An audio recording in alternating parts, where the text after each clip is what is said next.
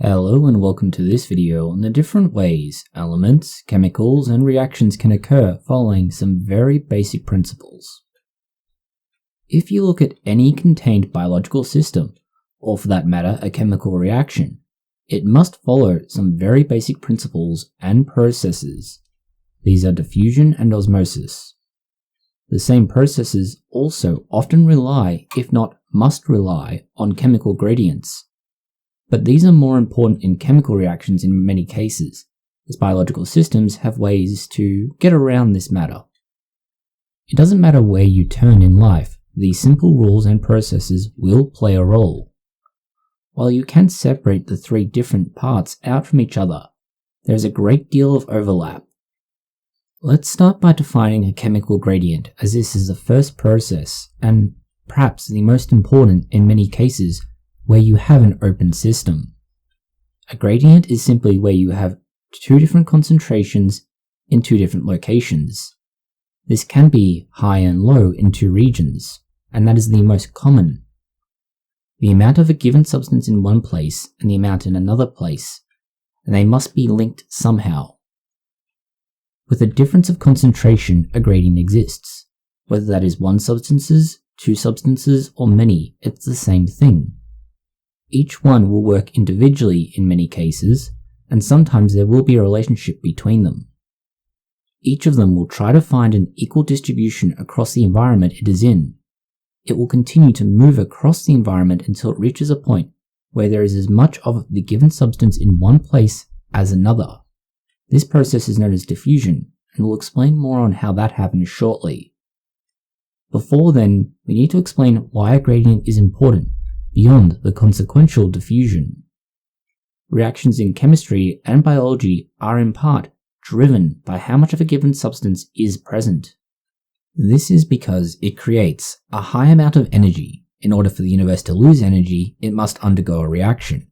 This will happen until the solution or sample enters a low energy state. This is caused by the change in a gradient from high to low. The best and simplest example is the energy imparted when you place a ball up high on an incline and let it fall down via gravity to a low energy state. A similar phenomenon occurs when you place dye in water and it spreads out across the water in a uniform manner and stays that way. Seeing this in practice, a Newton cradle, where the ball will come down, hit one side and transfer its energy through to the other. The ball at the end will swing up and then come back down again, and it will keep doing so until it runs out of energy. Going from the point of excitation where you initiated the movement to when it runs out of that energy is going from high to low. The principle applies across ions in the human body to water spilled on the floor. It will always try to find an equilibrium. At the same time, the process of moving from high energy to low energy is why we will see eggs crack and break and remain broken. An egg never spontaneously uncracks and reassembles itself. That would place the egg back in a high energy state. The body as an organism uses this to great effect. It's how we exchange gas in the lungs. It's why when you combine vinegar and bicarbonate, you have the reaction seen. All of these are taking advantage of the gradient in energy to initiate and maintain that reaction until the energy runs out. Alternatively, until the reagents that are powering that reaction run out. Now that we know what a gradient is, the process of it reaching an equilibrium is next. Diffusion is the movement of a substance from an area where there is a lot or high concentration to an area where there is very little or low concentration. That process is summarily called diffusion, and while there are different kinds, for the purposes of this video, we'll simply put it all under the one category. When you think of diffusion, there are a few examples you could view. Dye in water is one. Someone fighting in an elevator and then everybody being able to smell it, no matter how far they are away from that individual, is another. The reason why both a liquid in a liquid and a gas in a room do this is all that case of diffusion. The small amount of energy in the molecules allows them to move out and in doing so, they eventually come into contact with other things. For example, your olfactory bulb, or water molecules. As there is a large amount of them found in one place, and as a consequence there's an increase in energy in that location, the molecules are excited and they begin moving away from there, trending towards locations where there is a low concentration, and once they get there, there's no more energy to excite them and cause them to move on. This is why molecules, substances, gases, whatever it is you happen to be looking into, will always move from high concentration to low concentrations. Similarly, it's why the reverse does not happen. Once the energy has been used or converted into another form, it must have something to convert it back. Balls don't roll back uphill spontaneously. Instead, they must be carried back up the hill and let roll down again. All of this is great in theory. The problem is once you start putting it into practice. Once you have, say, different viscosities or polarity in your samples, you begin to have trouble with things moving freely. And this is perhaps best typified in biological systems by the notion of osmosis. Osmosis is something specific to water, and it must have both solutes, water, and a membrane through which the water can pass. This membrane is otherwise known as semi-permeable because water can move through it, but not other material. Water is weird, and we've had several videos on why it's weird. The important detail here is that water behaves in a predictable manner in some instances. When we talk about osmosis, the predictable manner is that water will try and follow the solutes and dilute them down.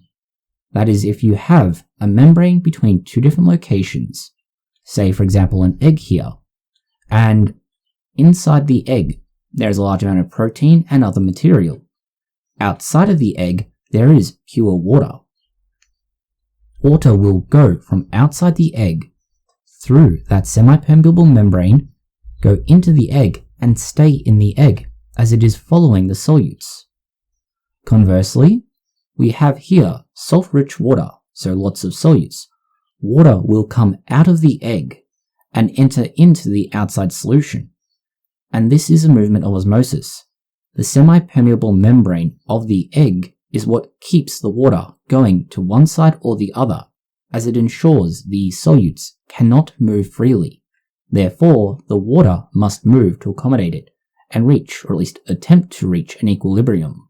You can almost think of this as being like a one-way door, and the only thing able to go through that door is water. And so, water is the thing that must move to accommodate whatever is happening. As said, osmosis is perhaps one of the most important processes in biology when it comes to water, and there are a number of other mechanisms in the human body and other organisms that allow cells to selectively move material around as required. Whether this is hormones that act on receptors, or if it is something as simple as environmental responses by the cell. All of these processes are why we can see things change. But importantly, the three basic processes we've described here are why things change in a predictable and obvious way. It's why some drugs work and others don't. Why certain chemical reactions are favoured over others. It's why certain molecules will bind together in preference to different molecules. All of this is based on things like concentration, diffusion, and the ability of the molecules to reach an energy state where they interact in the way that they need to interact, and the reaction being favourable. This last point is key to chemistry reactions. If you want to try and get two things to react in a particular way, they need to have a gradient in that reaction where it's favoured that it will occur. That is, by it occurring, there is a lot of energy available and that loses that energy through reacting. Using the example of bicarbonate and vinegar, the reason this reacts is that it releases energy and the two molecules become disassociated. You wind up with CO2, water, and the bicarbonate products that are waste.